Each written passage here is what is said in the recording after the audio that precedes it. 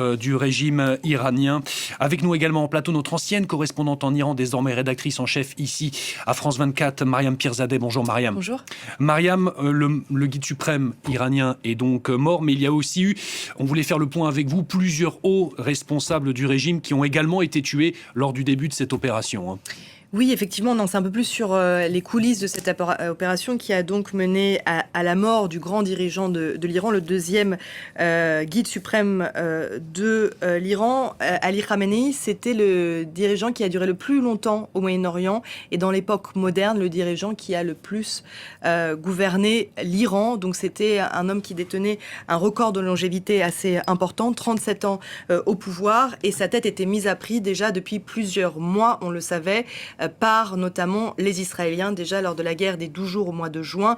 Benyamin Netanyahou l'avait localisé et avait voulu l'éliminer, mais Donald Trump avait refusé. Cette fois-ci, ils ont eu vent les renseignements israéliens et américains ont eu vent d'une réunion où Ali Khamenei était, et voyez les conséquences donc de cette réunion.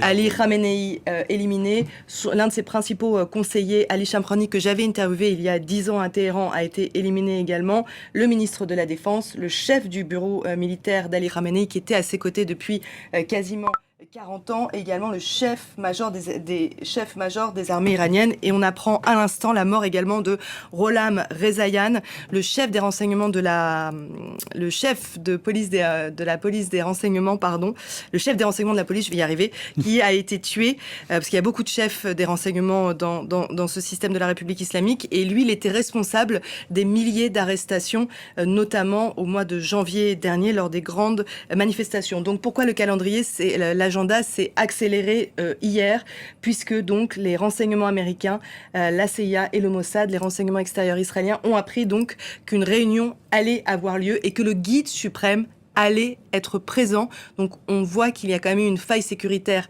gigantesque au sein même de l'appareil de la République islamique, puisque tous ces dirigeants qui sont vraiment la tête de la République islamique se savaient menacés, puisqu'ils avaient chacun nommé des successeurs en cas d'attaque israélienne ou alors américaine. Donc c'est pour ça que les frappes ont eu lieu en plein jour. C'est inhabituel, c'est tout le temps dans la nuit pour profiter de l'obscurité et provoquer un effet de surprise.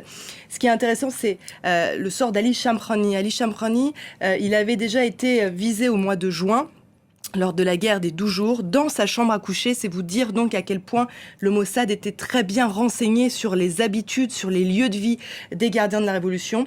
Il avait été annoncé mort durant plusieurs jours, et puis il était réapparu en béquille, visiblement très affecté.